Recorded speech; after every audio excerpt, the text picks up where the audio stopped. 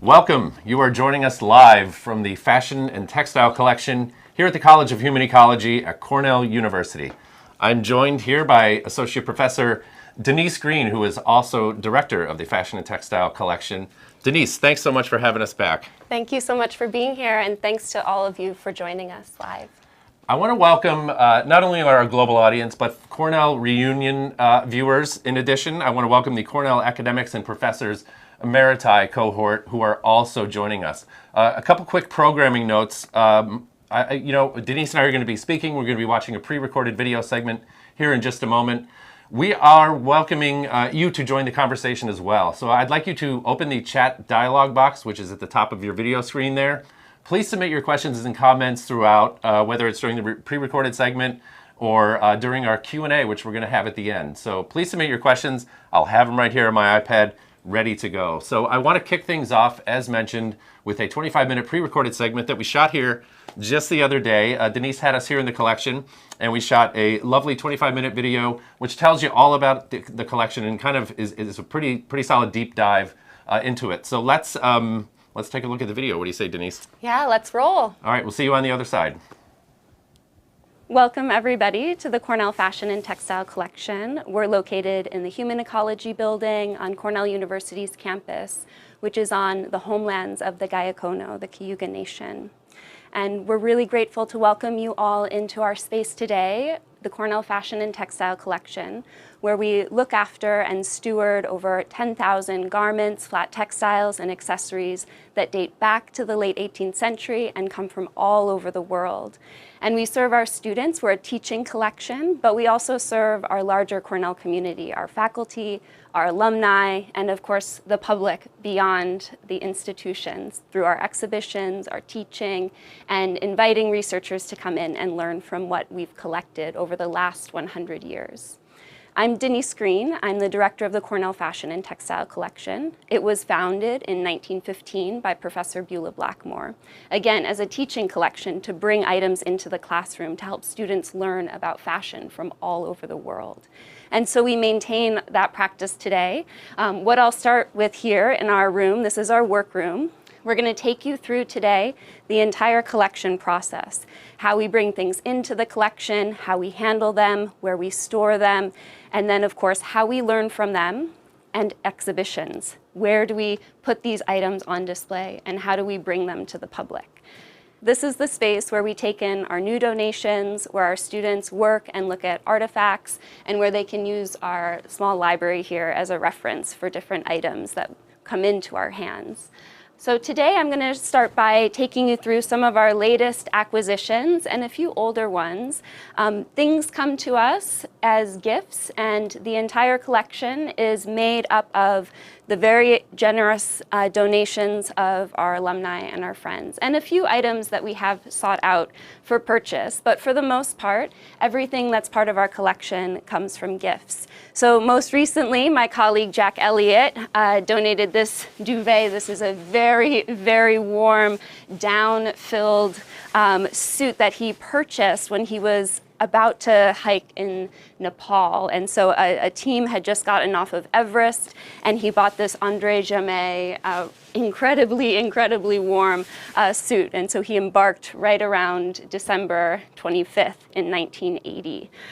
Other items that have come to us from our students, my colleague Judy Byfield in the History and Africana Studies recently taught a class, Dress, Cloth, and Identity in Africa and the Diaspora, and her students curated an exhibit, which you can find online through the Cornell Library Exhibits website.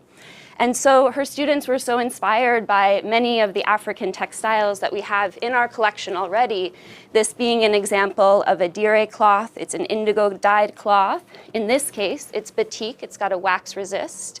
And you can see the image of the comb, a really important symbol in this region of Western Africa. And we actually have a comb as well. And one of my favorite pieces, a Nigerian headscarf in 4, again, once again representing that same comb and celebrating independence in 1960. And so the students in Dr. Byfield's class were so excited about what they saw, and they wanted to help increase our collections of African textiles. And so we're really grateful for this most recent donation of a bunch of different prints, very beautiful, other things from around the world. And as I mentioned, we often acquire things for upcoming exhibitions, and we'll be displaying these items. This was recently purchased for us by a very generous alumni, John Foote and Kristen Rupert, class of '74. And we're doing an exhibition downtown at the History Center with the Wharton Studio Museum. It's going to be about Irene Castle, who was a silent film star. She lived in Ithaca. You can see actually her headdress here on the table, which she wore right around the same time that she began designing a line of clothing. She was one of the first film stars to do this. It's an eponymous fashion line. So John and Kristen found this and purchased it for us. It's an amazing piece. One of her designs we were able to look up in the newspapers, an advertisement for it, and we discovered that it's missing its belt and it's also missing the underdress that goes with it. So I have a student who's doing a project for this semester, and she's actually creating a reconstruction of the underdress.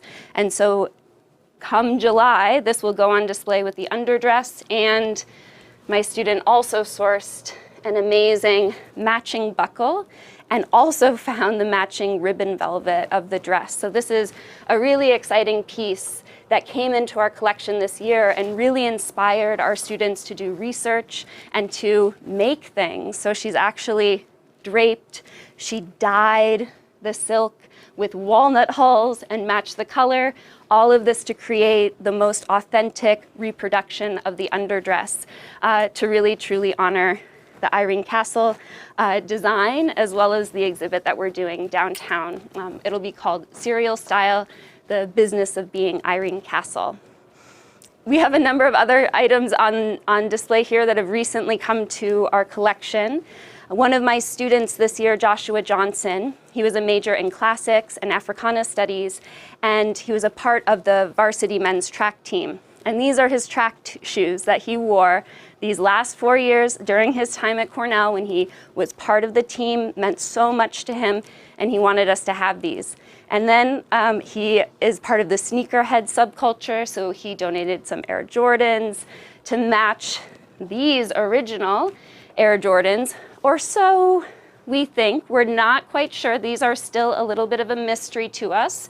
Are they fake or are they real? This is the question. They were purchased by Victoria Peach, who was a student who graduated in 2019, and she did an exhibit called Revolution and Restraint, and it was about menswear. And so she wanted to have some original Air Jordans. She found these on eBay, and Joshua is still doing some research on the material and construction to see, are they really the authentic original Air Jordans, or are they a convincing fake?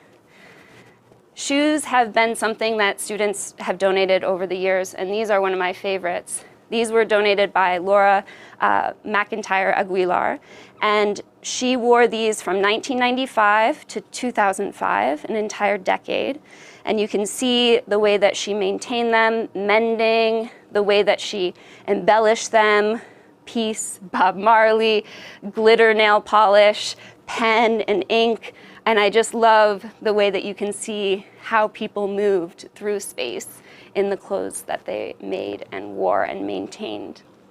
Another one of our recent acquisitions came out of a relationship that we developed with the Cornell Lab of Ornithology and the Cornell University Museum of Vertebrates a couple of years ago. We did an exhibition called Fashion in Feathers.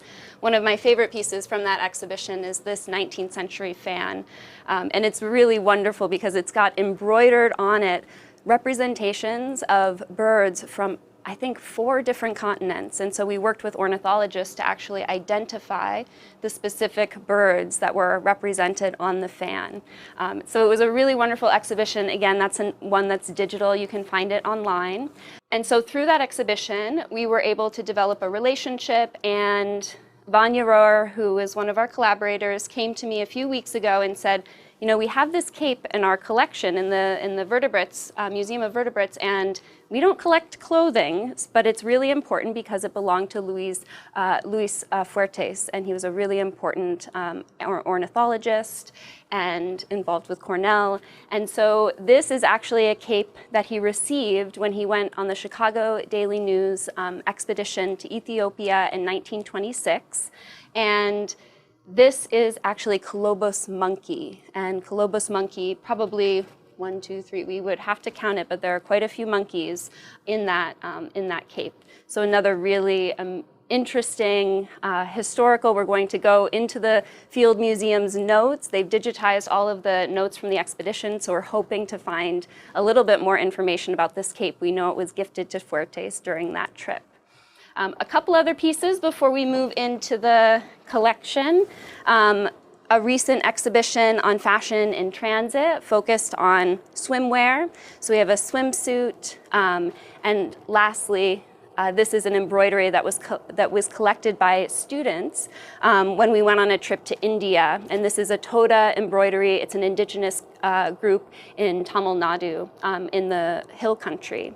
And so this is a particular type of embroidery style from that group. And the students wanted to acquire this for the collection so that it could be used in teaching in the future.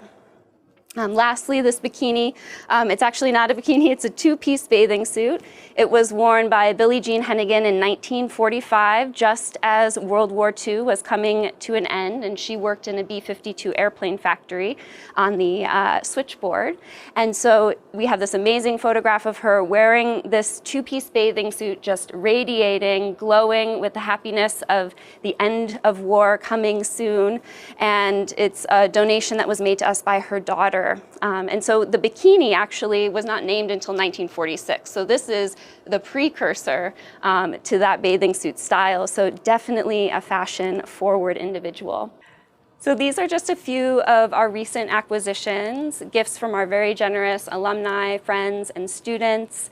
And you're probably wondering, what do we do once these items come into our hands? As you can tell from this table, we have lots of different kinds of materials, from animal to metal. This is actually metal mesh. We have synthetic materials, and they all degrade in different ways and require different environmental conditions and care. And so once things come into our hands, we look at them one by one, identify what's needed in terms of its storage, what's the proper care, should it be folded, rolled, hung, boxed, and then we isolate certain materials from others. For example, cellulose nitrate combs from the early 20th century are degrading and actually can be very dangerous materials. And so we make sure once things come into our hands that we package and care for them properly, and that we store them under the best environmental conditions.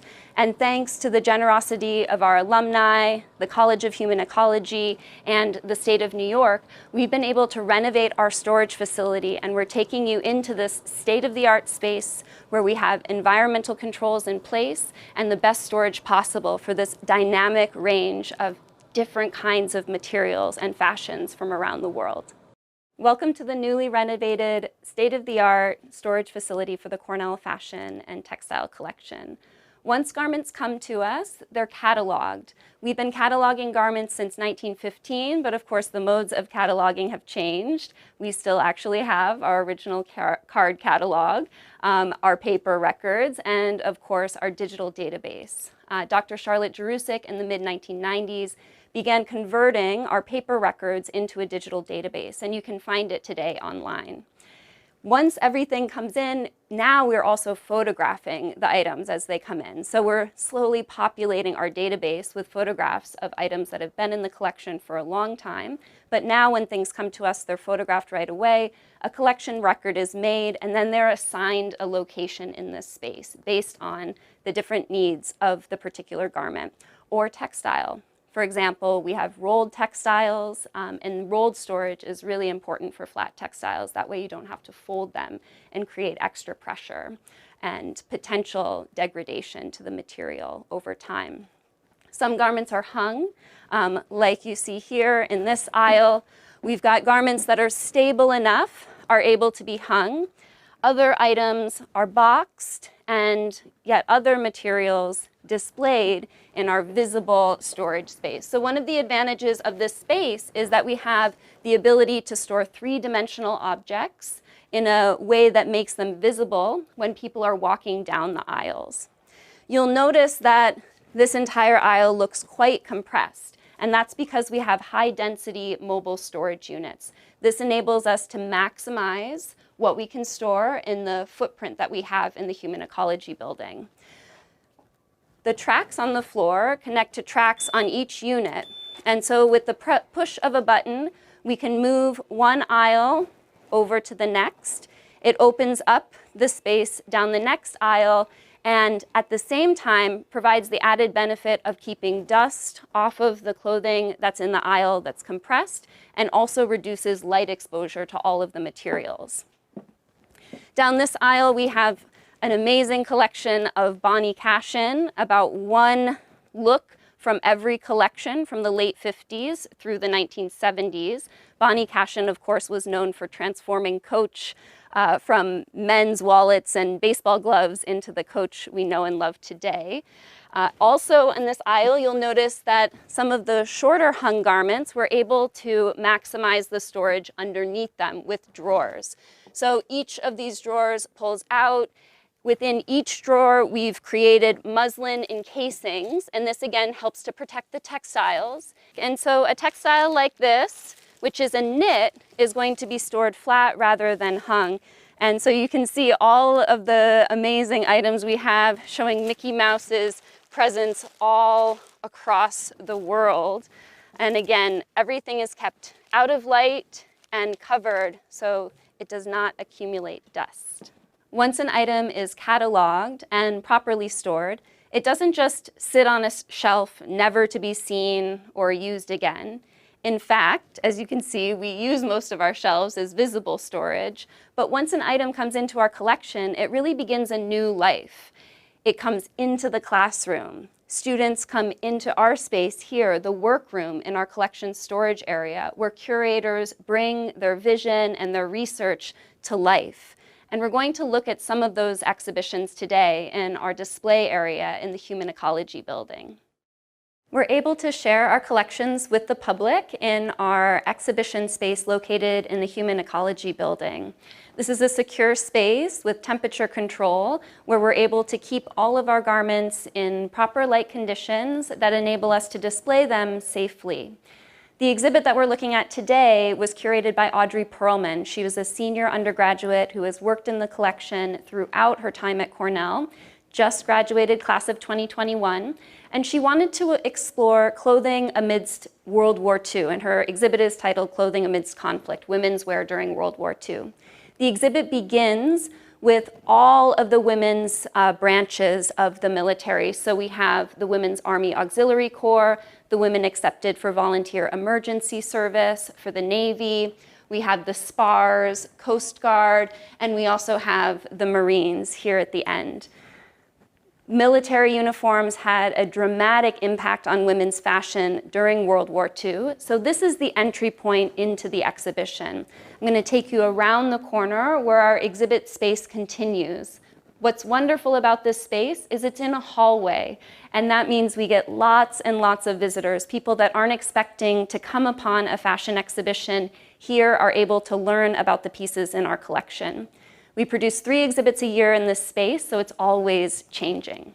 So come with me and we'll go look at the next component. Our exhibition area continues into the lobby for the Department of Fiber Science and Apparel Design. And Audrey's exhibit continues with other ways that women helped with the war effort.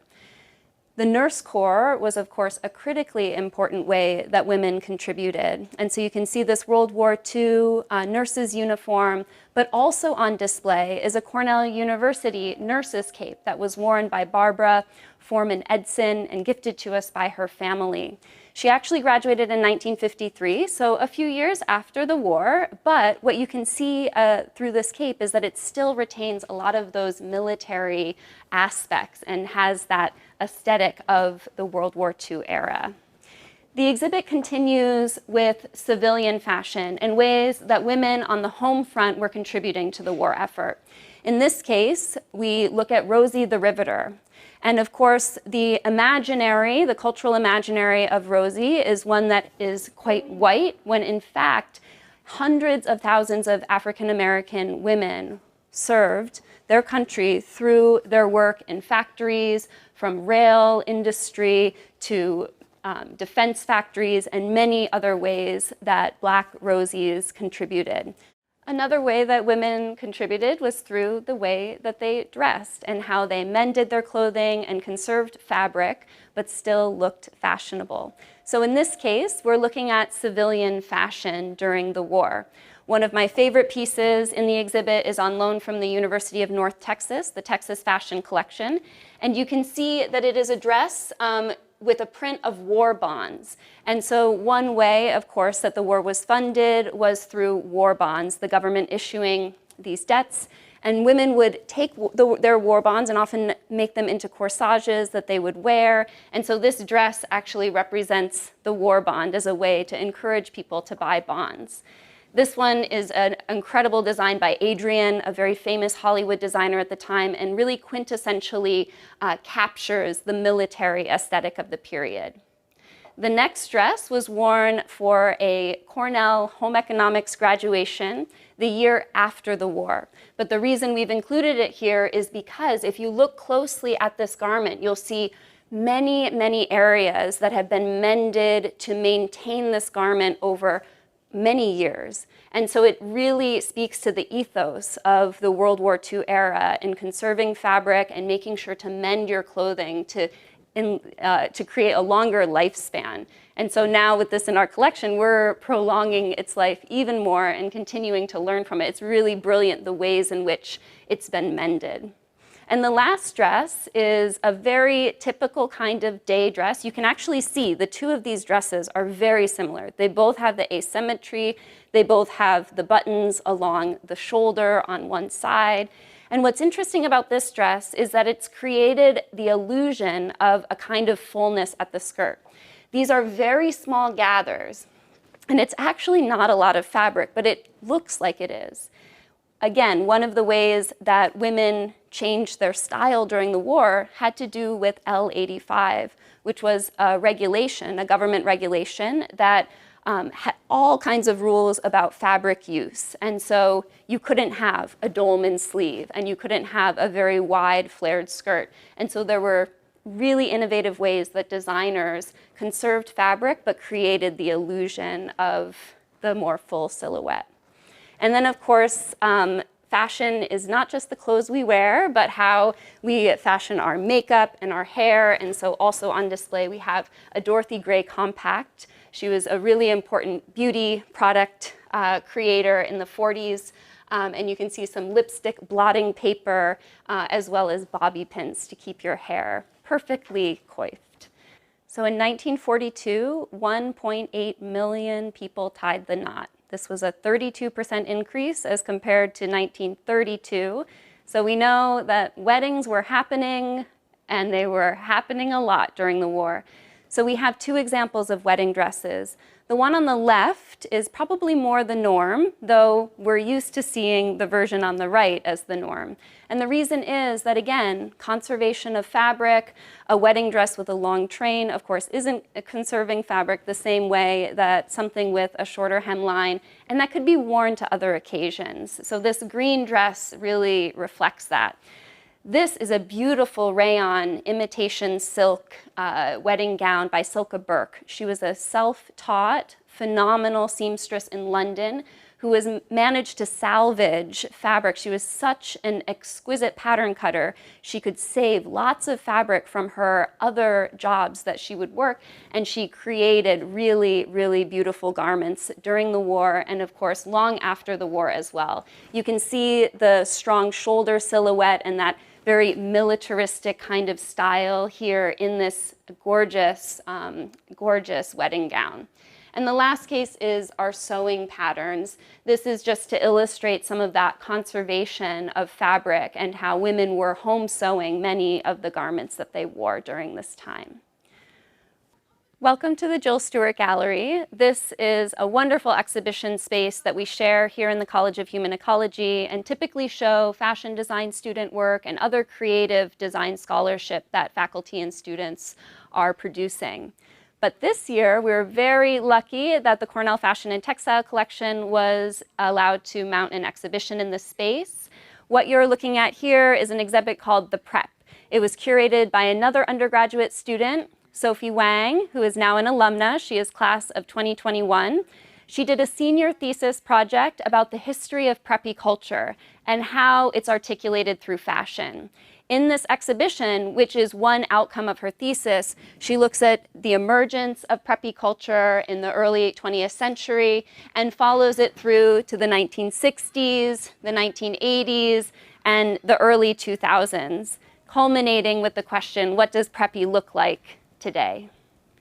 Thank you so much for joining us today to learn about the lifespan of an artifact in the Cornell Fashion and Textile Collection.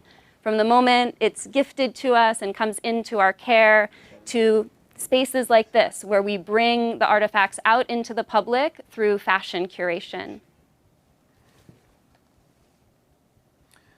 Beautiful work on the video, Denise. Thank you. Thank you so much for putting that together. I want to thank our friends Kyle and Chris for also running the edits on that video. I thought they did a really beautiful job. So shout out to the crew on that one.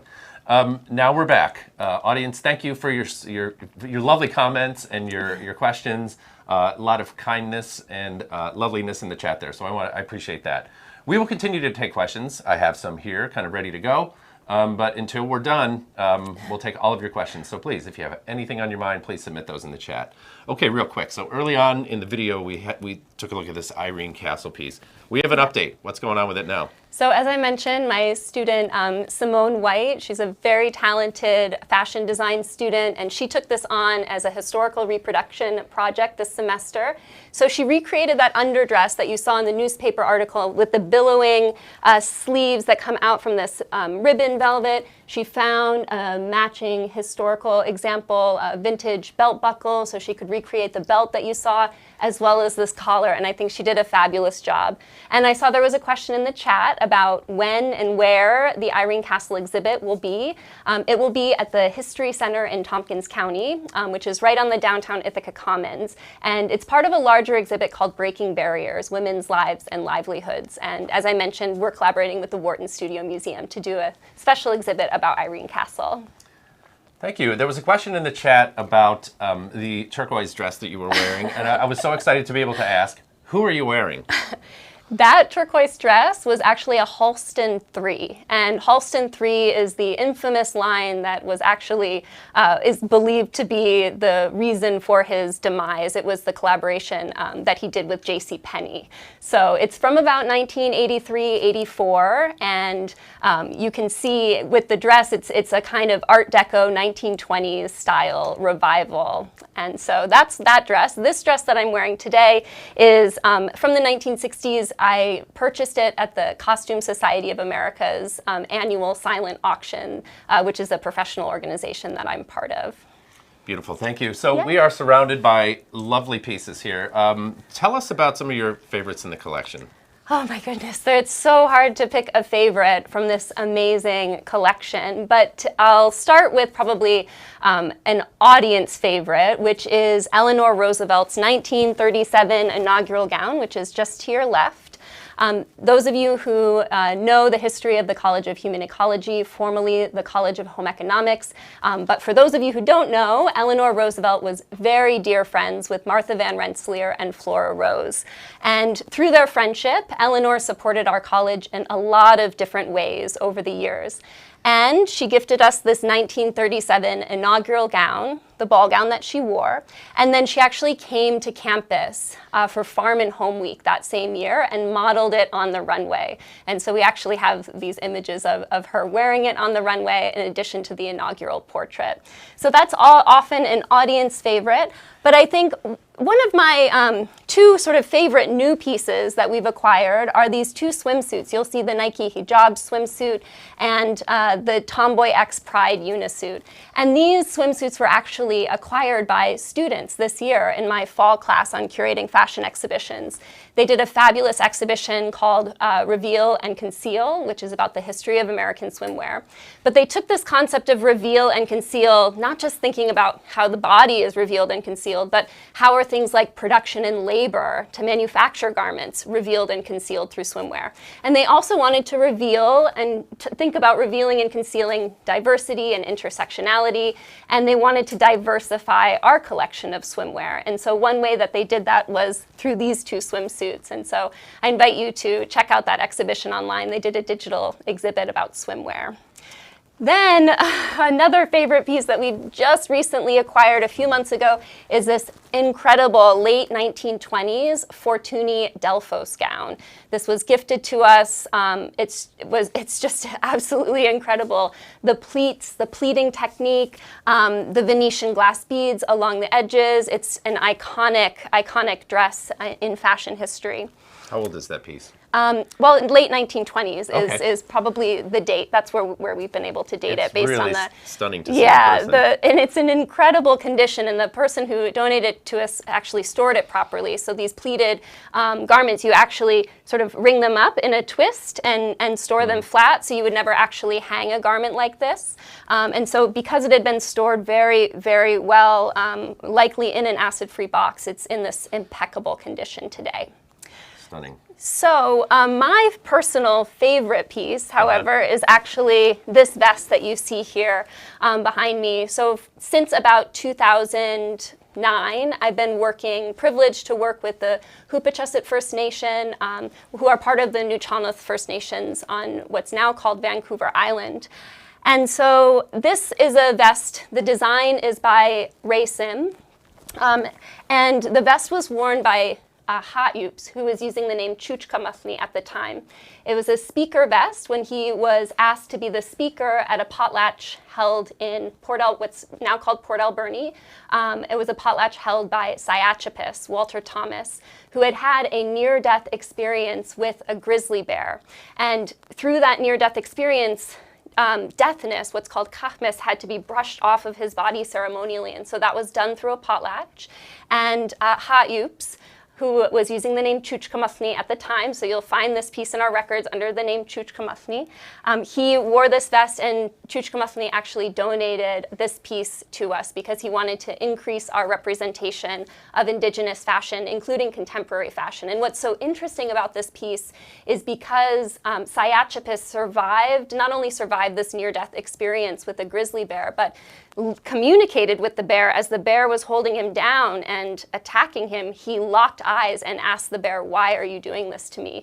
And the bear stopped and left, and he survived. And so the family now owns the grizzly bear crest. And so it's a really wonderful example of the dynamic and ever-changing nature of fashion all over the globe, and a really special piece to me. And it's really something to just be here among this. It feels special to me.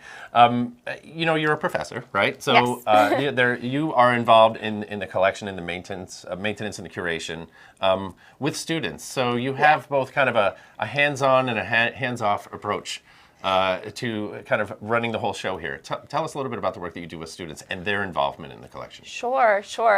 Students are the lifeblood of what we do here. They are the heartbeat of the collection in so many ways, and then continue to be as their alumni and go off into their lives. We have students who work in the collection as research assistants, and then we use the collection in the classroom in a lot of different ways. And so over the years, I've been working on a number of different exhibitions with students as part of classroom learning. And so probably an exhibit that some of you have seen, we did a keynote about it a few years ago, was the exhibition Women Empowered, Fashions from the Frontline. I was fortunate to work with a group of 13 phenomenal students, and we all came together under this theme to think about how women's fashion can empower and uplift others, and where fashion was used on the front lines as a metaphor, right, to make change. One of the incredible outcomes of that exhibition is that thankfully, through the generosity of an alum, Margaret or Peg, Kenny Glois Ruiz, she is the honorable, I should say, Peg.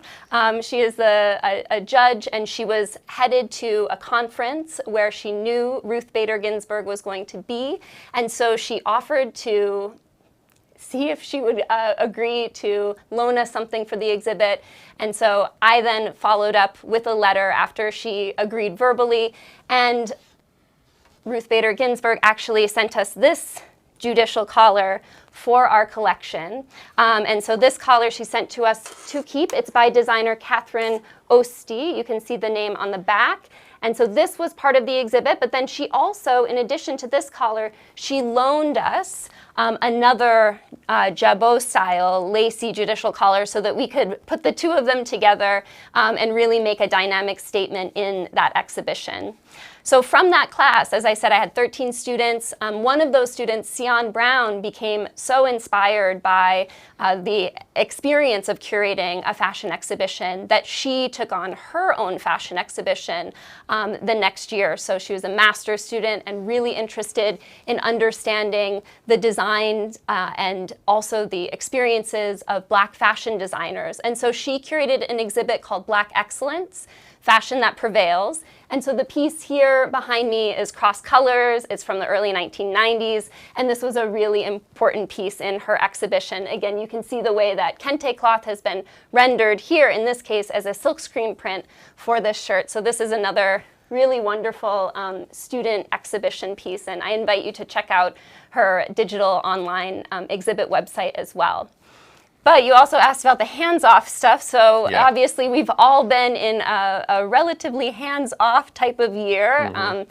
We've been on Zoom quite a lot, and so this fall I taught a class called Curating Fashion Exhibitions. And in that class, I wanted students to have the opportunity to curate physical exhibitions. So despite the pandemic, we have continued to curate. We haven't stopped curating. As soon as we were able to gain access to our buildings again, we got permission to use the collection to be in this space. And so this year we had 3 exhibitions, Green Armor, which was mounted in September. And then we had an exhibition called Standards for a New Womanhood, Gender, Race, and Expertise. And this was curated by Athen Giolas, who is a PhD candidate here at Cornell. And then the third exhibition was Fashion in Transit, which was curated by a group of 4 students, and we did a keynote on that one. Mm-hmm. I miscounted, we did 4 exhibits this year. Oh. Actually 5, because we have the 2 that are on display right now, which we saw in the video. So we have continued to curate, and Green Armor was a really fun exhibition because the class was on Zoom and about a third of the students were remote only. And so the exhibit challenged them to figure out ways to work remotely, in person. Remote students were often paired with in-person students so that they could be on FaceTime together in the collection. The students on campus did the mounting, and then the students who were off campus did the digital exhibition website, and it really got students into the collection. It was a rapid fashion curation project. We are all so thrilled with how Cornell handled the pandemic and really proud of our students for really making it possible for all of us to stay on campus this year. But I think we were all a little bit, we didn't know what was going to happen, and so I redid my schedule to make the curation in-person, physical curation happen at the beginning of the semester, and then at the end of the semester, students curated digital exhibits. And so Green Armor was a way to invite students into the collection, and we chose the color green not because it's my last name, but because those of you who are familiar with Cornell's COVID dashboard, we were aspiring for green, the new normal. Mm-hmm. And green was the alert level if things were going as well as possible on campus. And so we used the color green as the unifying aesthetic for an exhibit that looked at a lot of different phenomenal pieces. And again, that's available online digitally. Work well done. Yeah, Yeah. it feels like nothing short of extraordinary that we're even here sitting here I talking. know, it's amazing It's to not be the way together. it's gone down through the planning of this for sure. So we've reviewed a number of exhibits there. I just want to point out again, I strongly encourage you to check out Women Empowered. Denise and I got together about 2 years ago? 2 years Something ago. like 2 years ago to talk about Women Empowered. You can watch a deep dive keynote that we did on that, right? So there's an hour-long discussion that we had among the exhibit. It was really cool. We actually moved that exhibit. We moved it to the Cornell just office. you and I. And then we also did something fashion in transit a bit more recently, right? Certainly within the last 9 months or something like that. So watch Women Empowered Fashion in Transit if you want more Denise Greene. I encourage you to check those out. So you've curated several exhibits on your own. So let's start with Fashion and Feathers. That's a really interesting cross-college collaboration. Describe that one for us. Yeah. So I guess I would say I never curate exhibits on my own. I am always curating exhibits with many other people because this is a lot of work to mount an exhibit, to write the labels, to do the promotional materials, the graphic design. And so one of the things I really try to teach my students is collaboration, that we're stronger together, and that when we can figure out a communication plan, how to work together, we can really do amazing things. And so this is true of the exhibit Fashion and Feathers, which was a collaboration with John Fitzpatrick at the Lab of Ornithology and Vanya Rower at the Cornell University Museum of Vertebrates. And we wanted to think about both the beauty and the tragedy of fashion and feathers, because we know that fashion has contributed to an enormous amount of environmental destruction and continues to today. And all of the exhibits that I've curated try to touch on these ambivalences, right? Because fashion is so beautiful and inspirational. It can bring us joy and make us feel so happy. But there is also a really problematic side of fashion, particularly around environment, human health, and et cetera. And so Fashion and Feathers looked at both the fashion birds as inspiration for fashion, but also the exploitation of birds as well. And another exhibit that was a collaboration that also tackles these tensions was Union Made, and that's Union Made Fashioning America in the 20th Century. That was a collaboration that we did with the Kiel Center for Labor Management, Documentation, and Archives in the ILR School in Catherwood Library. The Kiel Center has been a phenomenal collaborator over the years on many of our different exhibits, and they're part of what's now been rebranded as Cornell's Rare and Distinctive Collection. So we have a fabulous Associate University Librarian, Tamar Evangelista Dorothy, and she has done incredible work to bring all these special collections to life. And so Kiel has been incredibly generous in loaning us items, and we produced together, myself and Patrizia Sione, we produced an exhibit, Union Made, and that recently traveled to the American Labor Museum, but looks at the history of unions, particularly the International Ladies Garment Workers Union and the Amalgamated Clothing and Textile Workers Union in the 20th century. And then we have the biggest little fashion city. Yes, yeah. Tell me about that one. The Biggest Little Fashion City was a collaboration with the Wharton Studio Museum, and Diana Reisman, who is the executive director, she and I worked together to curate an exhibit about the history of silent film in Ithaca, but also with a focus on the fashions. And so this is where we became aware of Irene Castle Corticelli Fashion. She, again, the first film actress to have her own self-named fashion line, and that exhibit was mounted in 2016, and so you can also view that one online through the Cornell University Library Exhibits website page. Perfect, beautiful. You know, I think it's worth kind of mentioning a couple times because we saw in the comments in the chat early on, people were curious about how to donate. I'd like to just talk about that. You know, what is the process? What are your requirements? What do you think about? What do people have to think about when it comes to donating pieces? And what's the procedure? How do you prefer to do this? Sure. It's a long procedure, but there's a lot to that question. Okay. So I'm trying to think about where to begin. I would say that if you are interested in gifting a piece to the collection, we have a collections advisory committee, and we meet 3 times per year. On that advisory committee, we have some alumni, excuse me, some alumni, we have a number of faculty from our department, faculty that use the collection, and we also have student representation on that collections advisory committee. And so we meet 3 times a year in August. in December and at the end of March. And that advisory committee serves in an advisory role. So any offers of donations that come to us, we review them as a committee and make decisions together. And so if you want to give something to the collection, we encourage you to write to us at our fashion collection at cornell.edu. Our collection manager, Helen McLallen, she handles all of those queries, and so she will be back in touch with you with all of the information about how to donate. But generally what we want, images, if possible, that show details that might show any condition issues, and the provenance. So we want to understand who wore it.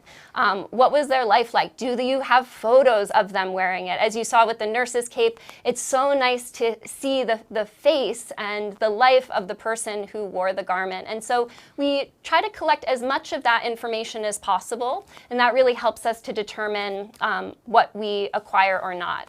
And so a lot of this decision comes around, what do we already have in the collection?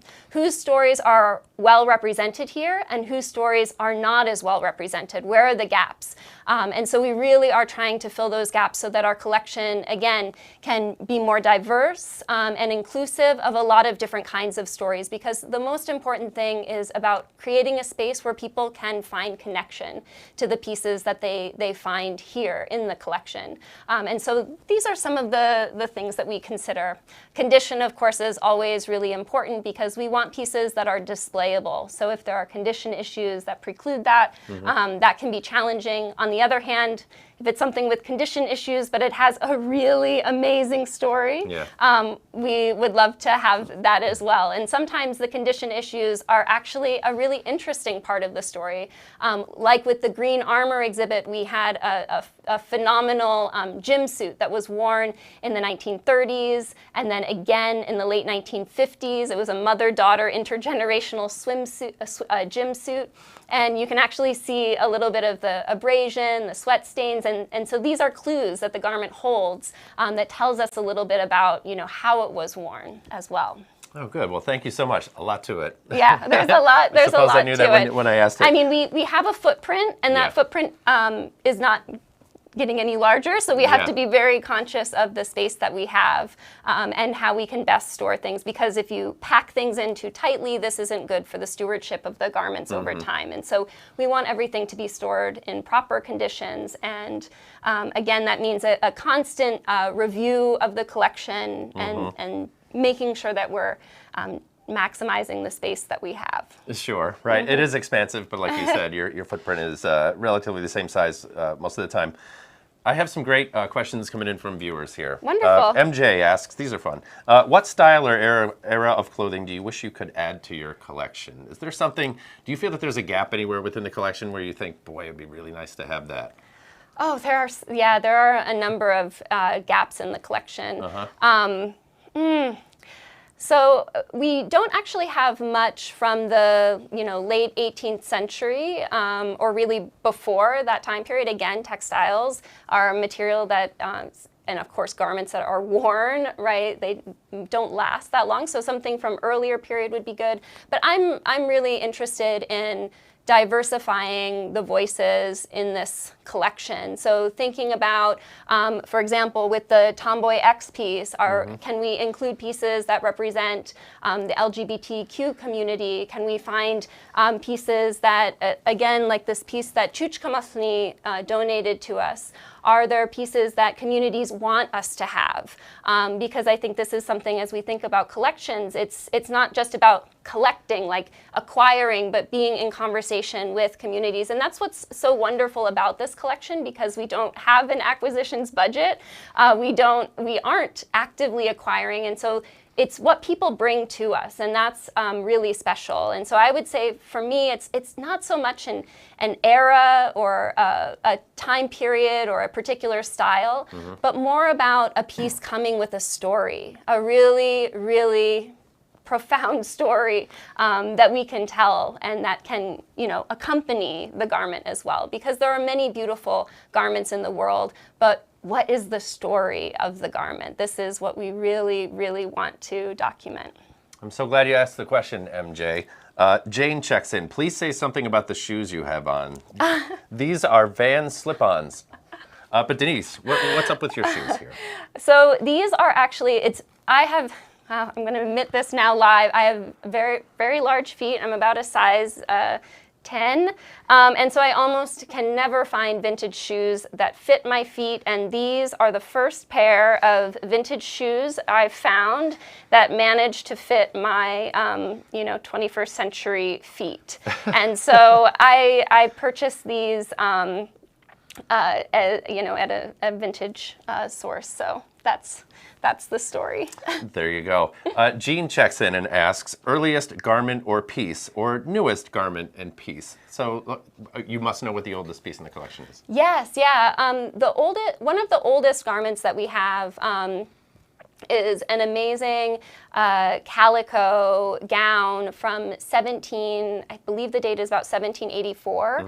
And it's a really phenomenal piece in incredible condition. And I think there was a question earlier in the chat about Elsie McMurray, or maybe it was a comment about Elsie McMurray, who was one of our curators for many, many years and taught here at Cornell. And Elsie McMurray actually has an entire chapter about this dress in a book that she wrote called American Dresses.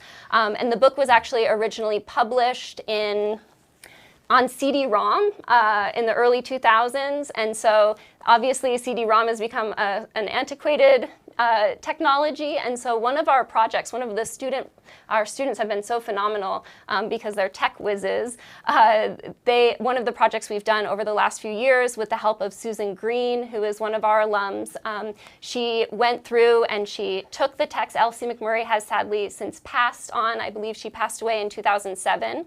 And so Susan Greene painstakingly worked to revise and update the text, work on all the image permissions, get it all squared away. And when I say the text, I am talking about over 1,100 pages. So the reason it was published on CD-ROM is that it's over 1,100 pages long. And so for a couple of years, our students have been working to make that 1,100 page book, which is now a PDF, ADA accessible. And so within the next few months, that book is going to go live through the Cornell University eCommons, through the Cornell University Library. So you'll be able to read much more about this particular gown and all of the clues. And so she has it in this chapter called The Dress Detective. So I'll let you all read that, and I'll make sure to share those links with you once the book does go live. But the newest piece in the collection actually is a face mask. So we no longer here on Cornell campus, Cornell affiliates who've had their vaccine do not need to wear face masks on campus anymore. And so our most recent acquisition was a face mask that was given to us as a way to remember this time, but I think also the person enjoyed getting rid of it. I'm sure we'll be pulling masks out of drawers for years to come. I have a shout out here. This is kind of a fun one. Annette Becker checks in and says, the Texas Fashion Collection loves working with you all. Can you talk about this collaboration? Yes. About? Annette Becker is the director of the Texas Fashion Collection, which is at the University of North Texas. And what's wonderful about working in a university collection, particularly a study collection, is that we have colleagues. There are many of these kinds of collections at universities across the country. And so, Iowa State, we've worked with Iowa State, we loan them items, they loan us items. Annette has been very generous in loaning us items from the Texas Fashion Collection for numerous exhibitions. And so it's really wonderful to work with all of these different collaborators across universities, because these collections are very special. We love loaning items out for other exhibitions, and we love borrowing from other institutions and creating that dialogue. And what's really nice is my student Audrey Perlman, who curated that exhibit, she was able to develop the skills. How do you communicate with someone? How do you write the loan form? And so it's a learning experience for our students as well to go through the process of insuring an item, writing out the loan form, doing the condition reports, and following through on all of that. So thank you for the shout out, Annette. We love working with you too. Beautiful. Oh, shoot, where the heck was I? Jean asks, what about children's and baby clothing? Anything in here on that? Yes, we have a lot of children's and baby clothing. In fact, I recently just donated a piece that I had found. Unfortunately, it didn't have a story, but I found it at the Wellfleet flea market of all places. But it's an adorable 1950s little sweater vest that has almost like a Letterman's jacket, but it says "Champ" down the side. And I thought it was just such like a positive, sweet memento. But we have a lot of different children's clothing as well in our collection. I don't have any of it out right now to show you, but we do have numerous pieces of children's wear. Great, thank you for that question. Tessa Dunning checks in and asks, may costume designers access items for possibly rebuilding them for use on the stage or in film? Is this a new thing, or? Oh, our collection is open to researchers. And again, what's wonderful about a study collection is that we allow people to handle the materials. So you can probably tell I've been wearing gloves because I'm touching a lot of different things today, but we actually don't require gloves for our students. They wash their hands, they take off all their rings. We invite them to wear gloves if they want to while handling materials. But what's great is you can literally turn a garment inside out. You can understand some of the seam finishings. So for example, when Simone was doing the construction on this particular reproduction, she actually went through all of our 1920s dresses, turned them inside out, looked at all the different finishing details. So what does the dress look like on the inside? The part that actually no one will see, but in order to do that reproduction, she really wanted to get it correct, right down to the seams that you don't see that are underneath this garment. And so we do invite researchers, costume designers, our students who are fashion design students. They come in to look at pieces, to find inspiration, to learn about different kinds of finishing techniques and construction, pattern making, draping. And so while we don't let anyone try the clothes on, we draw a line there. There's no trying on, but we do allow people to come in. You can make a research appointment. Again, you can email us at fashioncollection@cornell.edu to come in and make an appointment to come and see anything. And that invitation is to everybody. We here, as part of our mission, the New York State Land Grant mission, we are here to serve the public, not just the students and faculty, but we mount our exhibitions. And again, even though our building was closed to the public for this last academic year, we really worked hard to make digital exhibits possible so that you could tour the exhibitions virtually. I want to put a shout out to Sophie Wang and the Prep. If you go to that exhibit website, you can go to the FAR tab. And on the FAR tab, it says The Space. And she used this amazing 3D modeling software, so you actually feel like you're in the space, and then each item has a little blue dot. You can click on it and it zooms you right into that piece, and then you can read more about it and learn about it. So we've tried to create ways to bring people into the collection during this really challenging time when our campus was closed. But as our campus starts to reopen, we really do welcome the public to come in. Our building is open. You can come and see the items on display. And so again, if you want to come see anything, you want to make a research appointment, you're welcome to get in touch with us, and you can use our database. In that database is where you'll be able to search, find things, and I will say that the database is constantly being updated. So some of the alums that are tuning in maybe worked in the collection during their time here at Cornell. Many of those collection records were created by undergraduate student work study students over over 100 years. The collection was founded in 1915. So over the years, we've continued to update that database. So I also encourage you, if you find something that's incorrect in the database, also please reach out to us, because we are always trying to make sure that the information we have in our records is as accurate and up-to-date as possible. Excellent question. Thank you, Tessa. I'm so glad you asked. Gayla checks in. She has a couple very good questions here, actually. You had described some of the soft skills teaching that you provide for your students here at the collegiate level. Gayla asks, how would you suggest high school fashion programs introduce skills related to quality curation? I mean, you had kind of identified some of the key core competencies that you need to master. Thoughts on high school fashion education? What is your experience with that? Well, I was very fortunate that at my high school, I went to high school in Flower Mound, Texas. And so at my high school, we actually had a fashion design class for a half a semester. It was a half a semester class. So I've had a little experience with that. And one of the reasons I am here where I am today was because of high school fashion education. we went on a field trip to see the First Ladies of Texas fashion exhibit, and it was the first time I had been to a fashion exhibit. And so I think bringing, we host tours.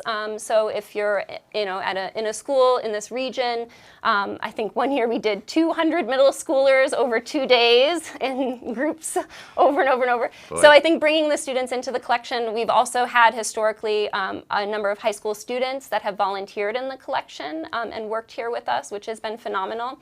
But in terms of how to bring into the classroom, the practice of curation, I would say if it's possible to find a space, a hallway, a corridor, a vitrine, use this as a way to experiment with the display of dress. I think there's a lot of opportunities to do that. And I think I actually had developed an assignment over this past semester because so many of our students were remote. They couldn't actually come into the fashion collection. But the fact is, we all have a fashion collection. It's called our closet. And so we all have our very own fashion archive that is the history of our lives in many ways. I'm sure we all have something in our closet that we just can't let go of because it's so sentimental, but we haven't worn it in forever, or maybe it's to shreds and we could never wear it again. But I did an assignment with my students where they did a kind of closet analysis and a closet curation project. So they had to curate from their closet an exhibition about themselves and their lives, or a story about themselves that they would like to tell or share. And then they also had to, as part of that assignment, think about where they would want to archive their fashion collection if they had the opportunity to. So I think if you don't have a collection to work with yourself, hands-on, I think there are some creative ways that we can think about the fact that we do all have our own fashion collections that we pick and choose from every day as we enter the world. Beautiful advice. Thank you, Gayla, for that question.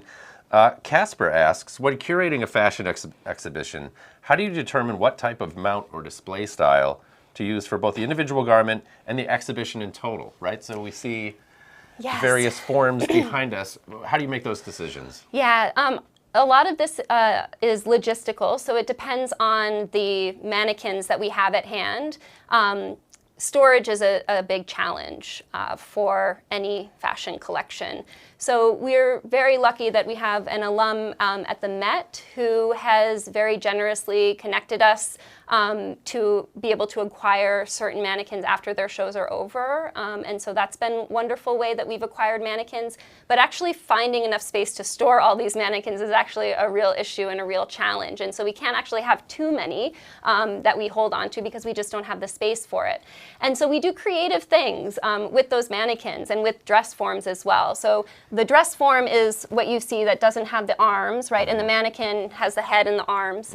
And we've done things, we've painted mannequins before, we've manipulated them in different ways. We also are really fortunate in the College of Human Ecology that we have really strong design programs. And in the basement of the Human Ecology building, we have this phenomenal shop. It's the Digital Design and Fabrication Studio. It's a wood shop. We've got CNC machines, laser cutters, a paint room with a fume hood. And so we're able to actually build a lot of things in-house. Wow. And so my colleague, Susan Ashdown and Kim Phoenix, the two of them had developed this amazing way of creating mannequins using 3D body scans, because we also have a 3D body scanner here in the building. And so particularly for 19th century garments, women's garments, they're very, very tiny. And many of the forms today, they just won't fit on those forms. And so we've been able to actually build some of our own forms in-house by using this technique where the 3D body scan is then sliced in cross sections, and then we take each of those cross sections and cut it out of foam using the laser cutter, and then stack them back up again and cover it with some stocking. And so we're able to actually build the forms in-house. And so it really depends on what forms we have. What's our budget? How much money do we have? And then, anything is possible with a little bit of creativity and, of course, the phenomenal resources here in the college that support our design programs. I just have to give a big shout out to the shop and what they've been able to do to help us build out. And so we think about that, and then, of course, the aesthetics and the concept of the exhibition are going to drive the types of mannequins that we use or that we're hoping to use. Good old-fashioned Cornell resourcefulness and ingenuity Yes. at work once again. Kathy, I'm so excited to be here. Thanks, Kathy. We are too. Will there be a replay? Yes. Let me remind you that, yes, we are live right now, but this event is being recorded, so you can access it at the same URL afterward. We'll run a couple quick edits, and you'll be able to view the recording shortly afterward. And remember, this is free and open to the world, so share this with any friends or anyone else who you think may be interested in what we're doing here. And so Kathy goes on to ask, do you have much Mexican indigenous textiles and Hoop wheels. Yes, we do, actually. What about T-shirts? What about 60s clothes? Let's talk We about do. Mexican indigenous to start. I have some on a rack right over there. Oh, yes, you do. We do have some China Poblana ensembles that were collected by Beulah Blackmore in the 1930s. And yes, we do have some hupios, both from Mexico. We also have some Guatemalan hupios as well. And what was the other part of the collection? Oh, 60 T-shirts. T-shirts and 60s clothes. Yes, we have a lot. Yes, we do have a lot of T-shirts. One of my former students, the late Rachel Doran, she wrote a phenomenal blog post for our blog about band T-shirts that are in the collection, and it was really sweet. She actually donated her Taylor Swift T-shirt from her first concert that she went to the collection to add on her influence and continuation. So we do collect T-shirts and 60s fashion. Our former curator, the late Charlotte Jerusik, she donated a lot of her personal archive from the 1960s, and we're always interested in those kinds of materials. I will say one more thing about kind of connecting back to the World War II exhibit. I mentioned Silke Burke, who's the phenomenal seamstress who did that gorgeous imitation silk wedding dress. And we have a really, really fun late 60s, early 70s piece that she made from fabric that she bought from the Beatles. They had a store. The Beatles had this store on Abbey Road, I believe. Oh, yeah. And so she had purchased the fabric from there and did this amazing zip-up shirt for her son, Brian. And so that's in our collection. It's a really vibrantly colored shirt and really amazing fabric that has that connection to the Beatles. Thank you so much for checking in, Kathy. Thanks, Denise. So Brian O. Earl checks in, who's got an amazing Twitter feed, by the way. Check out Brian O. Earl on all things Cornell. Do you have a significant amount of Cornelliana or men's clothing? Well, I'll answer both of those questions because we have 80 whites beaver coat, and we had to get an industrial hanger made for it because it's like 50 pounds or something. But those of you who have survived Ithaca winters know that a very, very, very heavy beaver coat is sometimes necessary. We do have a lot of Cornell related materials. Like we have the graduation gown from the first woman student to get a master's degree at Cornell. We have, again, a lot of things from alumni, Ruth Bader Ginsburg, as I mentioned, with the judicial collar. We also have, a skirt suit that Janet Reno wore that her sister very generously gifted to us after she passed away. So many things. A lot of things Men's that students. blazers out in the collection outside. in the preppy exhibit, we have a lot of the Cornell class blazers and reunion jackets as well, and things that Cornell students wore. And I think this is something really important just to say to all of you who are alums. One of our focus here is to collect the things that represent our campus and the students who lived on this campus. And so I always challenge my students to think about if you were to donate one thing from your wardrobe that you wore while you were at Cornell, what would it be? And then maybe in 5 years, 10 years, when you're not wearing it anymore, send it to us.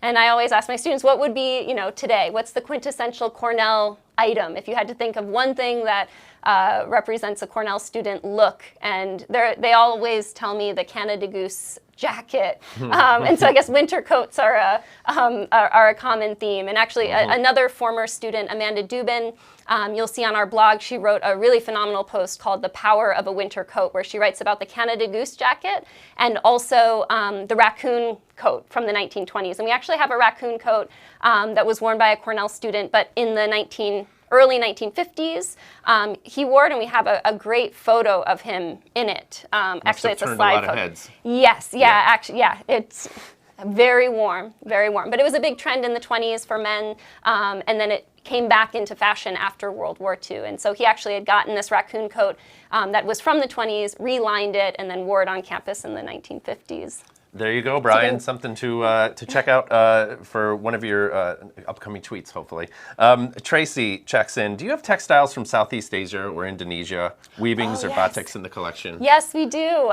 So Beulah Blackmore, as I mentioned, when she founded the collection, of course, it's 1915.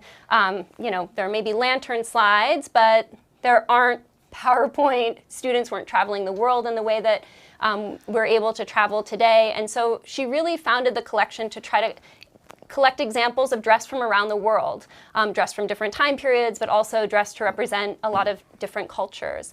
And so in 1936, she got a sabbatical, and the College of Home Economics gave her $500. She actually cashed in her life insurance policy to pay for the tickets and for the travel, but the college gave her $500 to collect examples of textiles and indigenous dress from all over the world. And so she did actually go to Southeast Asia, and so we have a lot of batiks that she collected during that time.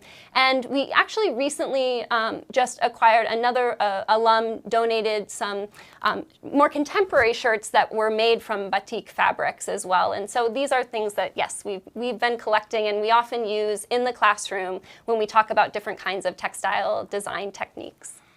Thank you. Viewer Jean checks in. Israel just banned sale of fur to fashion industry. I see a future exhibit. Can we talk about the state of the industry as it relates to using animal pelts and so on?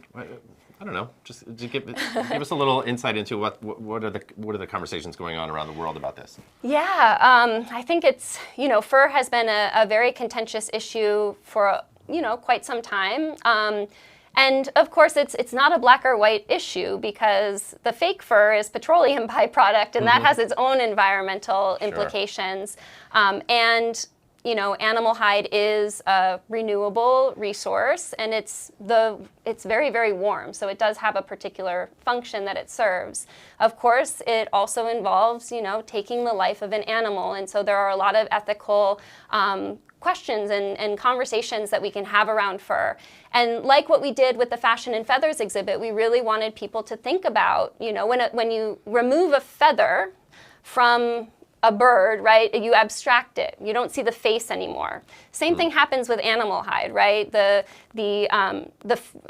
that's not always true because we do have some garments where you see the little faces as well. But typically, you see the fur, but you often don't see the face. And so that kind of abstraction helps us to forget about these ethical issues. And the fashion industry has done a really great job of divorcing production from consumption. And if we're not thinking about production, if we're not thinking about the many hands that have gone into making this garment or the natural resources that have been exploited to create this garment, it makes it a lot easier to buy it, right, and be happy if we got a sale. But that always comes at a cost, right, to the environment, to human health, to animals of all kinds. And so I think there is a future exhibit in this, and I think it's a really complex issue to explore.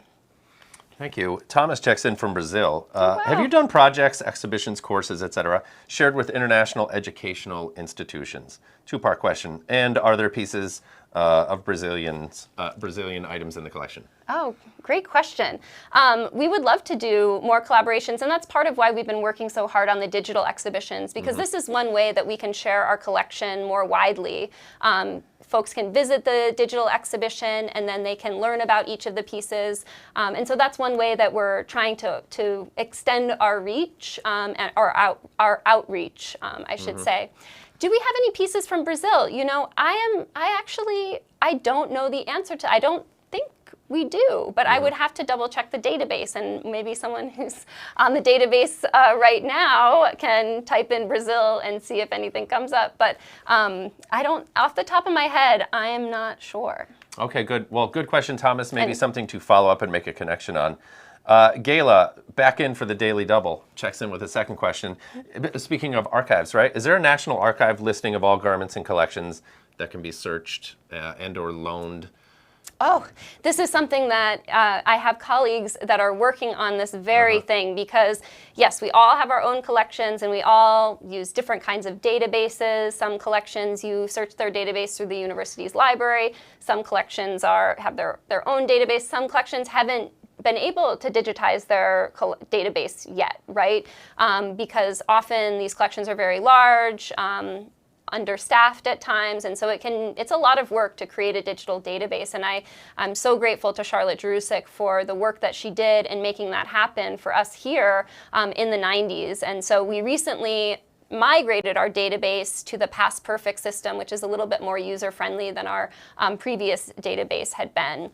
So I hope that someday there would be a kind of networked interconnection. And again, my colleagues at the Costume Society of America have been working towards this. You can also go to the Costume Society of America's website to see, they have a list of different fashion collections as well on their website. So that's kind of one way to go about it. But I think this is something we're really hoping for in the future. Good. And, going back to the digital database, so there's this URL that we want to share with the audience, the Cornell Fashion PastPerfectOnline.com.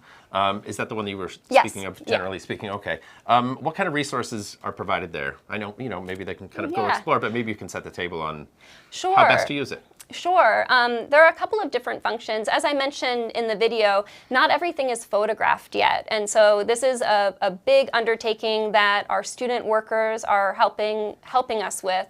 And so we're so grateful to our alumni who are providing us with gift funds. That's how our students are paid. And so they are doing this work to populate the database with photographs.